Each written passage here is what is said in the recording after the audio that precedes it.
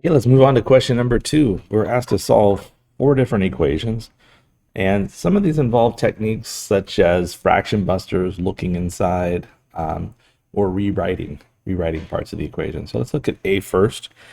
This is an excellent candidate for fraction busters. The idea is that I can always take and multiply both sides of an equation by a value, as long as I consistently hit every single term with those factors. What I'm going to do here is I'm going to multiply both sides of the equation by 14. The thing that's nice about using 14 is the fact that it will eliminate all the fractions that I see across this equation. So again, my thinking is I'm going to multiply every single term on both sides by the number 14. And to be clear, it's not 14 over 14 because that would equal 1. I'm literally multiplying both sides by 14, or 14 over 1 if it helps you think about it. That means that this 5x is going to be multiplied by 14. The 3x is going to be multiplied by 14. The 2 is going to be multiplied by 14. And this expression, 11x plus 4, the entire expression is going to be multiplied by 14. I like to write it like this because it helps me kind of preserve and see what can be simplified. So I'm writing 14 times 5x over 2 plus 14 times 3x over 7 plus 2 times 14, and that will equal this 14 times 11x plus 4 over 14. So there's simplification that can happen, right? Clearly, I can see I have a giant one here in the form of 14 over 14, so that's gone. Also, if I look at 14 divided by 2, 14 divided by 2 is 7. That can be simplified. And 14 divided by 7 is 2. So if I think about this, this is going to become a 7 in the numerator. This will become a 2 in the numerator. So in one step, right, this equation is going to become 35x plus 6 times x plus 28, and that will equal 11x plus 4. In other words, I've taken this equation and gotten to a spot where I have no fractions at all, right? I busted the fractions up. So let's go through now and simplify. If I combine the terms on the left-hand side, this is 41x plus 28, and that's going to equal 11x plus 4. If I take away 11x from both sides, I believe I'm looking at 30x. Yeah, plus 11 would give me 41. So I'm subtracting 11x plus 28 equals 4. And then finally, I'll subtract 28 from both sides. If I subtract 28 from both sides, I get that 30x is equal to negative 24. And then my answer would be, I'm just dividing both sides by 30. My answer would be negative 24 30ths. That can be reduced, right? There's several common factors there, but I think the fully reduced form is negative 4/5.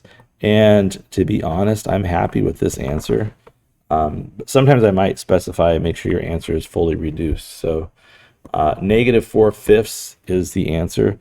And again, if you're interested on how you check this using our calculators, talk to me, because I've shown us pretty easy techniques to verify that this is indeed the solution. Let's go to the next problem. This next one is an exponential equation. I know it is because my variables live in the exponents. And the only tool that we have for solving equations that look like this right now as freshmen is to rewrite the bases so that they are the same. So I have to write questions that present you with questions where this is possible. If I look at this, I can see that the left-hand side has a base of 5, and that turns out to be a fine base to deal with. So 5 to the first, 5 to the second, 5 to the third. I'm just considering some different bases, powers of 5. I can also go 5 to the 0, 5 to the negative first, 5 to the negative second. So just thinking about these in case I'm not quite sure what's going on, 5 to the first is 5. 5 to the second is 25. This 5 to the cubed is 125.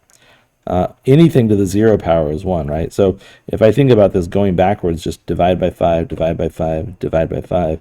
So that's a nice inductive argument why 5 to the 0 power has to equal 1. If I divide by 5 again, I get 1/5, right? 1 divided by 5 is 1/5. And if I divide that by 5, meaning I place another factor of 5 in the denominator, I get 1/25. The reason why I can stop here is because this, right, is what I'm looking for. I want something that is equivalent to 1/25, and I have it. Namely, 5 to the negative second power is the same. So I'll rewrite the left side of the equation. Instead of 1/25, I'm going to write something that is exactly the same as 1/25, namely 5 to the negative fifth. Our second power. 5 to the negative second power is 1/25, and I'm raising that to the x minus fifth power. Over on the other side, I have 5 to the 3x minus 5 power.